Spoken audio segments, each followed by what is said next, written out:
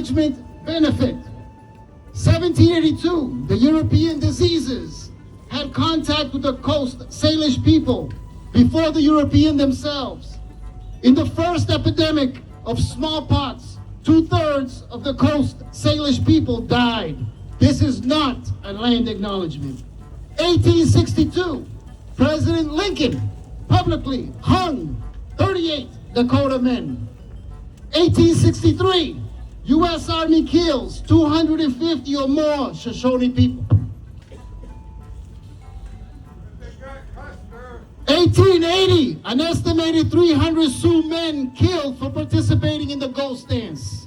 Wounded Knee Massacre of 1890, 150 Lakota people dead. And the list goes on and on and on. This is not a land acknowledgement.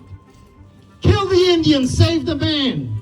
From 1870 to 1973, indigenous children were stolen and sent to boarding schools, where they were re-educated, where they were beaten, assaulted, abused for being indigenous. This is not a land acknowledgement. Present-day America, indigenous women are 2.5 times more likely to be sexually assaulted than any other ethnicity. 56% of indigenous women have been sexually assaulted. That means my sisters and I are more likely to be sexually assaulted than graduate. This is not a land acknowledgement. I'm not asking you to stop acknowledging the land you occupy. I am asking you to not stop your allyship there. Acknowledgement doesn't find my missing sisters, doesn't give clean running water to the Navajo Nation, doesn't stop pipelines and mining on reservations. In case it isn't abundantly clear, I don't want your acknowledgement, I want your money. If you say you're an ally, I want you to put your money where your mouth is and spend like one. That means buying from Native-owned businesses. I don't want your acknowledgement, I want your time. Take the time to read books like Bury My Heart and Wounded Knee by D. Brown, or Empire of the Summer Moon by S.C. Gwynn. Acknowledgement is only the first step of being an ally to indigenous people. Just don't make it your last step.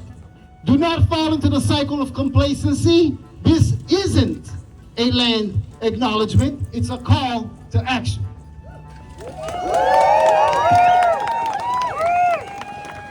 Good afternoon, everybody. My name is Ricardo Rosa. I'm a longtime New Bedford resident, an immigrant, a parent of 3 children educated in the New Bedford public school system, an educator, an organizer, a unionist, and a person who loves this city and loves this country. You know, like so many in the audience, I do question the capacity, especially currently, of this country to love me back. As an immigrant, I have never really felt quite at home in the United States. I'm also not quite at home when I go back to Cape Verde. I'm learning that home is right here. Home is right here in movements that are about building radical love. Movements for justice, movements that boldly proclaim an injury to one is an injury to all. Thank you for being here. People that I could name. I'm going to name just 3 today, but I'm going to ask you to hold in your hearts all of those that I have not named that you know of. Today we stand on the shoulders of people like Jose Soler, Everett Hoagland, the poet of New Bedford, Dan Gilbard. Let's just take a minute.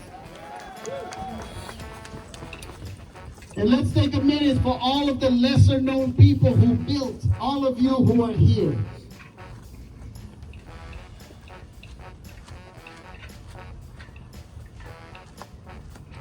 This was also a moment of silence for hope. I think of Arundhati Roy's famous quote. She once said, "Another world is not only possible, she's on her way. On a quiet day, I can hear her breathing." Thank you for being here.